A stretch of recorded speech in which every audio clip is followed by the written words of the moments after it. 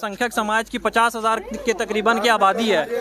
प्रदेश में आप ही की सरकार है। एक भी मुद्दों पर जो सरकार आई थी जिसमें मदरसा बोर्ड का गठन हो, उर्दू एकेडमी हो, शिक्षकों की बहाली हो, उस पर कोई काम नहीं हुआ। इस पर क्या कहिएगा? डमी कैंडिडेट के तौर पर आपको देखा जा रहा है। ये बीजेपी तो आरोप ऐसे लगाएगी ही, पर बीजेपी में कितने सारे लोग हैं जो परिवारवाद कर रहे हैं, तो वो देखने की बात है। एक सवाल बहुत थके हुए हैं, कुछ जवाब भी दे देंगे। एक्चुअली यहाँ पे कोई रिप्रेजेंटेटिव आता ही नहीं। आप बहुत दिनों के बाद आई हैं, पहला तकरीबन 50,000 की आबादी है। मैं उजाद रहमान और आप देख रहे हैं आज़ाद रिपोर्टर जमशेदपुर। इस वक्त मैं कपाली में मौजूद हूँ। इस वक्त हमारे साथ बातचीत करने के लिए मौजूद हैं रांची लोकसभा क्षेत्र से इंडिया गठबंधन की प्रत्याशी यशस्वी सहाय। सबसे पहले बातचीत के लिए मैं आपका स्वागत करता हूं। क्या मुद्दे हैं इस वक्त चुनाव के? देखिए, चुनाव के तो जो सबसे बड़े मुद्दे हैं वो है बढ़ती हुई महंगाई, क्योंकि महंगाई सीमा पार चुकी है, और बेरोजगारी। तो बेरोजगारी इतना बड़ा मुद्दा है। आप जैसे कि देख सकते हैं इतने सारे यूथ आए हुए हैं हमारे बीच में। तो अगर आप शिक्षित होकर भी बेरोजगार हो, ये बहुत बड़ा मुद्दा है। तो आप स्कूल क्यों ही जाओगे, आप पढ़ाई क्यों ही करोगे? और ऊपर से जो बच्चों तक शिक्षा तक नहीं पहुंच पाई, वो तो वैसे भी बेरोजगार हैं। तो इतनी जो हम युवाओं को अगर हम इतना आगे बढ़ा रहे हैं, पर उनको अगर हम नौकरी नहीं दे पा रहे, ये बहुत बड़े मुद्दे हैं।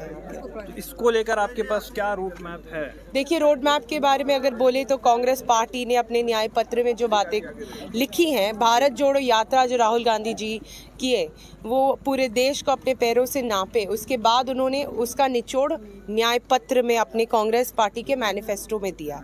उसमें ये है कि हम बात करते हैं आपकी भर्ती भरोसा योजना की, जिसके मुताबिक अगर आप शिक्षित है, 18 से 25 साल का कोई भी युवा, सरकार उसको नौकरी देगा और उसके साथ उसकी तनख्वाह भी देगा।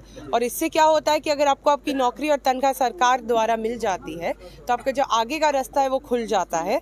आपको ज़्यादा आसानी से फिर दूसरी नौकरी मिलने के चांस होता है।